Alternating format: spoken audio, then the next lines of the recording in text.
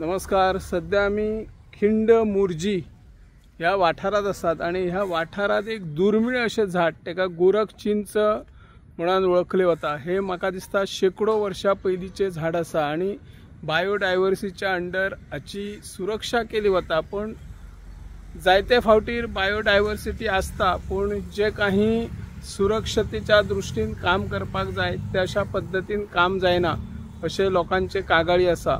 हे जे झाड असा हे झाड खूप शेकडो वर्षापासून आणि एक दुर्मिळ झाड। हल्ली खंय तरी गोंयान अशी झाडां मेळतात पण हाचो पयली वापर जी ताका फळां येताली ती फळां जे साधू संत आशिल्ले तांकां कमंडलू किंवा जे भिक्षा पात्र आशिल्ले ते भिक्षा पात्र तयार करताले आणि हाका जे फळ लागता त्या फळाचो आयुर्वेदिक औषधात बऱ्यापैकी उपयोग जाता असे जाणकार सांगतात।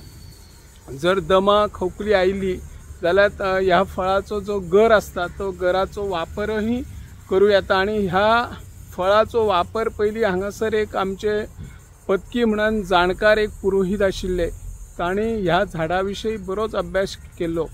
हे झाड सध्या आमचे जे PI राजेश कुमार आसात तांची फॅमिलीच्या ह्या वाठारांत ते झाड आसात आणि हाची निगा तांचेच कुटुंब व्यवस्थित लायत असता। गिमान जर हे झाड पळयले जाल्यार सगळी हाची पानां झडलेली असता आणि मे म्हयनो सुरू जाल्या उपरांत हे झाड टवटवीत फुलां प्रत्येक पान येता आणि आता हांगासर जी फुलां फुललेली आहात ती मे म्हयन्याच्या दुसऱ्या आठवड्याक फुलां फुलपाक सुरवात जाता आणि त्या उपरांत मागीर हांगासर त्या फुलांक फळां लागता। अशी ही एक दुर्मिळ झाड आणि हे दुर्मिळ झाड पळोवपा खातीर जायते देशी विदेशी पर्यटक येतात, चित्रीकरण करतात आणि हाची हांगासरली माहिती मेळोवपाचो तांचो प्रयत्न असता।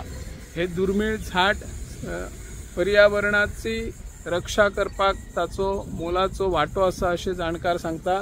हे झाड कायमस्वरूपी टिकोवन दवरपाक बायोडायवर्सिटीन प्रयत्न करचो आणि जे थळावे आमची जमीनदार असतात घरकान असतात तांचे कडेन उलोवण करून ह्या झाडाची सुरक्षा करपा खातीर यत्न करचे अशी ह्या माध्यमांतल्यान आमी मागणी करता। हांव निवृत्ती शिरोडकर।